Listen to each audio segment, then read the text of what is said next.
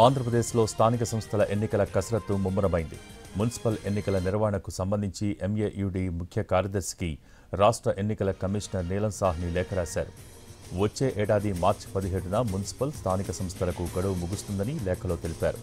ఎన్నికల షెడ్యూల్కు సంబంధించి కూడా లేఖలో పేర్కొన్నారు కమిషనర్. ముందుగా పంచాయతీల అప్గ్రేడ్పై దృష్టి పెట్టాలని రాష్ట్ర ఎన్నికల సంఘం కొన్ని పంచాయతీలను మున్సిపాలిటీలో కలిపే అంశంపై దృష్టి పెట్టాలని సూచించింది.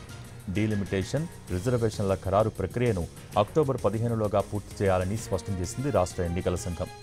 వార్డుల వారీగా ఓటరు జాబితా నవంబర్ 15లోపు పూర్తి చేయాలని లేఖలో తెలిపింది. పోలింగ్ స్టేషన్ల ఏర్పాటు, రిటర్నింగ్ అధికారులను నవంబర్ 30లోగా ఏర్పాటు చేసుకోవాలని సూచించింది. 2026 జనవరి నెలలోపుగా రాష్ట్రంలో ఉన్న మున్సిపాలిటీలకు ఎన్నికలు పూర్తి చేసేలా కార్యాచరణ ఉండాలన్నారు నీలం సాహ్ని. మరోవైపు 2026 జనవరి తర్వాత పంచాయతీ ఎన్నికలపై దృష్టి పెట్టాలంది. 2026 జూలైలో ఎంపీటీసీ, జెడ్పీటీసీ ఎన్నికలు నిర్వహించేలా ఏర్పాట్లు చేసుకోవాలని తెలిపింది.